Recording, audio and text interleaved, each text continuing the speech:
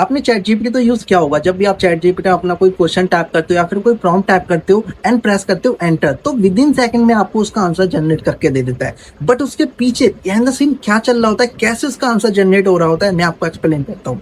तो यहाँ पे कंसेप्ट आता है एलएलएम इन्फ्रेंस का। तो इसमें क्या हो रहा था, देखो जो भी आपने टेक्स्ट दिया है वो सबसे पहले तो एक प्रोसेस होती है यहाँ पे टोकनाइजेशन, ठीक है। तो टोकनाइजेशन में क्या होता है, तो वो जो टेक्स्ट जितना भी आपने दिया है ना वो कन्वर्ट होता है यहाँ पे टोकन्स में, ठीक है, स्मॉल पीस ऑफ टोकन्स में। देन उसके बाद नेक्स्ट प्रोसेस होती है एम्बेडिंग। एम्बेडिंग में क्या होता है, जो भी टोकन्स बन रहे हैं आपके सारे टेक्स्ट के यहाँ पे टोकन्स बन जाते हैं एंड वो टोकन्स जाते हैं यहाँ पे एम्बेडिंग के पास। वो वहां पे क्या होता है कि न्यूमेरिक वैल्यू वेक्टर्स बनते हैं उन सबके, ठीक है।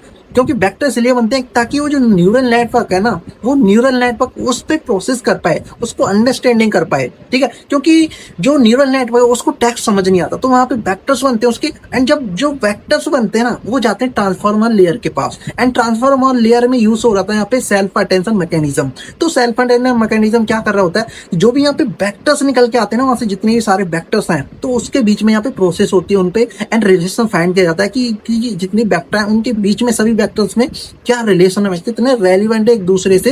एंड उसके ऊपर यहाँ पे प्रोसेस होती है, मॉडल प्रोसेस करता है। एंड उसके बाद यहाँ पे सैम्पलिंग है, डिकोडिंग यहाँ पे डिसाइड करते हैं एंड यहाँ प्रिडिक्ट करते हैं, स्कोरिंग होती है यहाँ पे, ठीक है, कि इसके बेसिस पे इसका क्या टोकन नेक्स्ट प्रिंट होना चाहिए, ठीक है। यहाँ पे रिग्रेशन जनरेशन यहाँ पे यूज होता है, जो यूज हो रहा था। तो यहाँ पे वो क्या करता है कि आपका जो कंप्लीट आंसर है ना एक साथ जनरेट नहीं होता, यहाँ पे आपका एक टोकन प्रिडिक्ट होता है, देन उसके बाद उसको कॉन्टेक्स्ट में रखा जाता है एंड यहाँ पे सैम्पलिंग और डिकोडिंग डिसाइड करता है कि नेक्स्ट टोकन क्या प्रिंट होना चाहिए।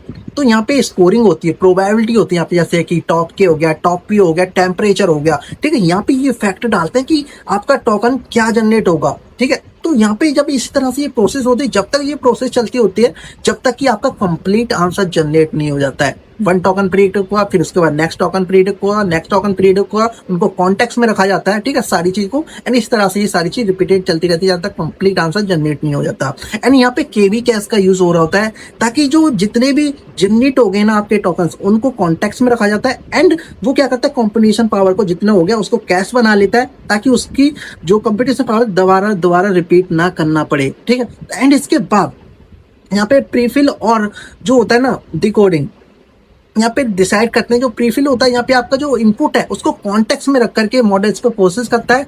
एंड यहाँ पे जो सैम्पलिंग है, ठीक है, डिकोडिंग जिसको बोलते हैं डिकोडिंग, ठीक है, यहाँ पे सैम्पलिंग नहीं डिकोडिंग होता है। तो डिकोडिंग क्या करता है, जो कि आपका जो आंसर है ना वो कैसे predict by predict, token by token कौन सा प्रेडिक्ट होगा वो यहाँ पे डिसाइड करता है, ठीक है।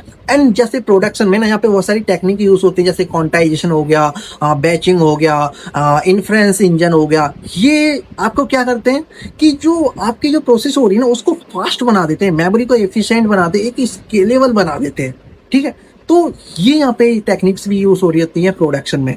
तो ये चल रहा होता है जब आपका आंसर जनरेट होता है, ठीक है। तो इसी तरह की और वीडियो जानना चाहते हो, ठीक है, और वीडियो चाहते हो इंडेक्स जानना चाहते हो ये के बारे में, तो फॉलो कर लो, ठीक है। ये मेरा न्यू अकाउंट है। मिलते हैं नेक्स्ट वीडियो में।